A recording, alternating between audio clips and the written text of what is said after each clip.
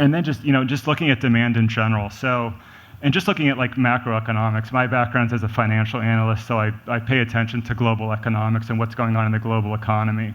And what ultimately drives growth, which we measure, as gross domestic product, GDP, it's basically, it's population growth. The easiest way to grow an economy is to have a growing population. And as long as we have growing global population, we have a growing middle class, these are going to be positive drivers for diamond demand. Longer term, this is the trend that we've had. In the developed markets, we have population decline in places like Japan, I would say most of Western Europe. The US would be in population decline if it wasn't for immigration. So these are the sort of things that I like to look at as an indication when I'm trying to forecast what the future for diamond demand is. But as long as we have global population growth and we continue to have middle class wealth growth, I'm still confident in the future of that the consumer segment that's going to be buying diamonds in the medium and longer term.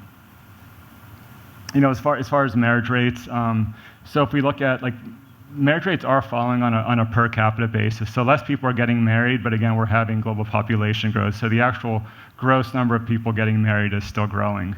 So I think you have to pay attention to all these nuances. And then I guess just my last comment on demand is marketing. The longer and the more I think about this industry, I think marketing is the most important thing.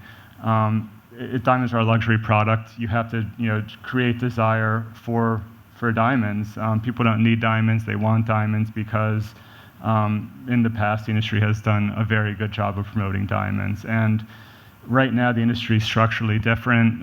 The De Beers monopoly was dismantled 25 years ago, and I think the industry has been struggling to find its footing to kind of recreate the system that it had in place in the heyday. And we have the Natural Diamond Council. And we've made some steps in the right direction, but I think we just can't continue to rely on the demand and the perception of diamonds that was created during the A Diamond is Forever campaign. It's wearing off. It's finally wearing off, and there's a new generation of consumers that don't perceive diamonds the same way.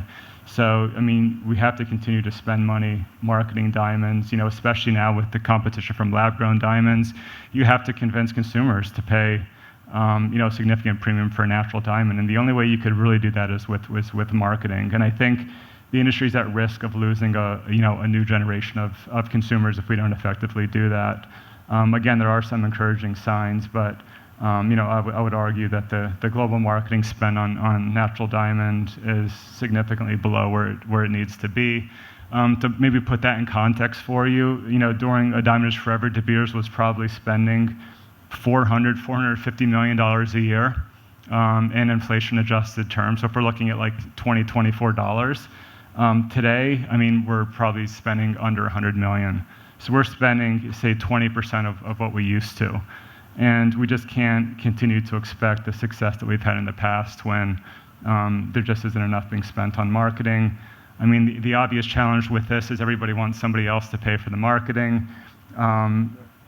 Historically, that's been De Beers, but De Beers is structurally different now. And they lost money last year. They're probably going to lose money this year. The parent company has the company up for sale, so I don't think they're too committed to the longer-term state of diamonds. So I think as an industry, you got to kind of come together and come to some sort of solution. How are we going to keep diamonds relevant in consumers' minds? Especially appealing to younger consumers.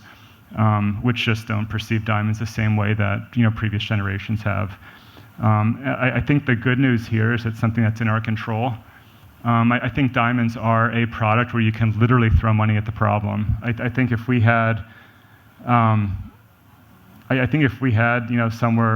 $300-400 million, we had some budget that was similar to what we used to have in the heyday, we would absolutely see a situation that was more similar to what we've come accustomed to in the past.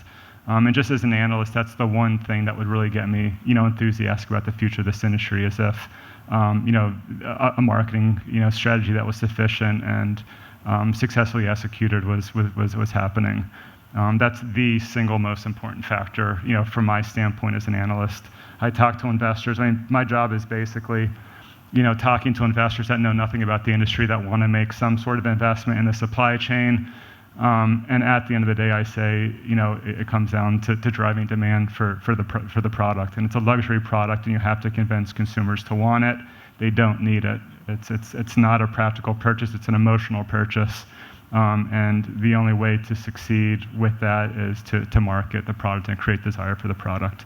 So I think I've made it pretty clear with where I stand on that.